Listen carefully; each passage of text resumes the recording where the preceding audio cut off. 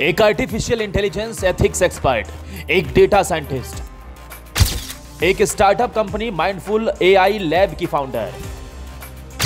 अपने काम में तो सक्सेसफुल रही लेकिन मां के नाम को बदनाम कर गई। 12 अक्टूबर 2023 को उसी महिला के एक इंस्टाग्राम पोस्ट पर अब सबकी नजर जा रही है। उसमें उस महिला ने जिस तस्वीर को पोस्ट किया, उस तस्वीर में एक्वेरियम के पीछे एक छोटा सा बच्चा खेल रहा है। उसकी उम्र करीब 4 साल के आसपास है। वो बच्चा उस महिला का बेटा था जिसकी तस्वीर उस महिला ने डाली थी। पोस्ट के कैप्शन की शुरुआत #WhatWillHappen से की थी। इस पोस्ट के कैप्शन में कई और हैशटैग दिए थे। #WhatWillHappen, #Wish, #FindingLosing, #LifeIsBeautiful, #LightInWater, #Fish, #Holiday, #MagicOfChildhood। ये इंस्टा पोस्ट 12 अक्टूबर 2023 का है। अब उसके पोस्ट को देख दिल दहल रहा है क्योंकि उस महिला ने वो किया जिस पर अब भी यकीन नहीं हो रहा है। 39 साल की सूचना सेठ, वो नाम जिसने कामयाबी की जिस बुलंदी को छुआ और अब सलाखों के पीछे है। वजह अपने 4 साल के मासूम बेटे की जिंदगी को खत्म कर देना बनी। तलाक ले चुके पति से सूचना को इतनी बेइंतहा नफरत थी, बेटे पर ही अंदर छिपे जहर को बेटे पर उड़ेल दिया। सूचना नहीं चाहती थी कि पति उसके बेटे से मिले, इसके लिए एक ऐसा खौफनाक कदम उठाया जिसके आगे मां की ममता भी फीकी पड़ गई। मां की ममता बदनाम हो गई। वो मासूम तो चला गया लेकिन जाते जाते जब सांस घुट घुट कर निकल रही होगी, मां को एकटक निगाहों से वो देख जरूर रहा होगा। मां से रोते रोते अंदर ही पूछ रहा होगा, मां जब साथ नहीं रखना ही था तो इस जहां में लेकर ही क्यों आई। इस कहानी को परत दर परत हम आपको बताएंगे। कैसे सूचना सेठ की हंसती खेलती जिंदगी वारदात की इस दहलीज तक पहुंची, कैसे 14 साल पहले हुई शादी 10 साल में टूट गई और फिर कामयाबी के कसीदों से लेकर सूचना कैसे पहुंची जेल की कोठारी तक। पश्चिम बंगाल की रहने वाली सूचना सेठ ने केरल के रहने वाले शख्स से साल 2010 में शादी की। 9 साल बाद 2019 में दोनों को एक बेटा हुआ। अगले ही साल यानी 2020 में पति पत्नी के बीच विवाद पैदा हुआ तो मामला कोर्ट जा पहुंचा और दोनों का तलाक हो गया। कोर्ट ने आदेश दिया कि पिता अपने बच्चे से हर रविवार को मिल सकता है, लेकिन सूचना नहीं चाहती थी कि उसका पति बच्चे से कभी दोबारा मिले। कोर्ट के फैसले के बाद वो तनाव में रहने लगी।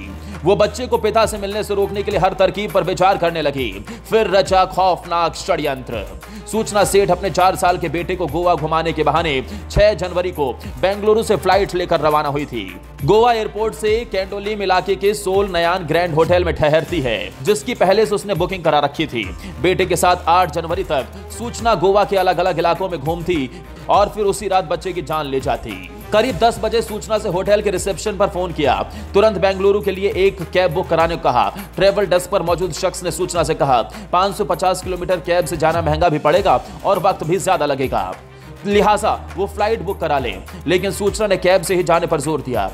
लिहाजा 8 और 9 जनवरी के दरमियानी रात करीब 1 बजे इनोवा कार होटल से चेकआउट कर इनोवा में वो बैठ जाती है। होटल के स्टाफ ने जब बच्चे के बारे में पूछा तो सूचना ने बताया कि वो एक रिश्तेदार के घर ठहरा है, वो कुछ दिन बाद आएगा। अगले दिन जब रूम सर्विस ने कमरे की सफाई शुरू की तो वहां खून की कुछ बूंदें दिखाई दी। हालांकि सूचना ने बच्चे की जान लेने के बाद कमरे को पूरी तरह से साफ कर दिया था, लेकिन खून के कुछ छींटे वहां रह गई थी। इसे देखकर स्टाफ ने सुबह करीब मैनेजर को बुलाया और उसने तुरंत कलिंगुड पुलिस स्टेशन को फोन करके कुछ अनहोनी की आशंका जाहिर की। मौके पर पहुंची पुलिस ने तुरंत होटल के सीसीटीवी फुटेज चेक करने शुरू कर दिए। अब तक पुलिस को एक बात साफ हो गई थी कि इस कमरे में ठहरी महिला सूचना सेठ का बच्चा होटल में आया तो था लेकिन किसी के साथ बाहर नहीं गया। सूचना ने चेकआउट भी अकेले किया तो बच्चा कहां गया। सूचना ने होटल स्टाफ को बताया था कि बच्चा किसी रिश्तेदार के घर ठहरा है, लेकिन अगर उसका कोई रिश्तेदार इस शहर में था वो होटल में क्यों ठहरी थी। पुलिस ने होटल के ट्रेवल डेस्क से उस ट्रेवल एजेंसी का नंबर हासिल किया। फिर वहां से इनोवा के ड्राइवर का नंबर मिला। पुलिस ने कार ड्राइवर को फोन किया। ड्राइवर ने कहा कि कार में बैठी मैडम से बात कराएं। उधर से सूचना ने जैसे ही हेलो कहा, पुलिस का पहला सवाल था, आपका बेटा कहां है। बेंगलुरु की तरफ बढ़ रही कार में बैठी सूचना ने कहा कि वो रिश्तेदार के घर पर ठहरा है।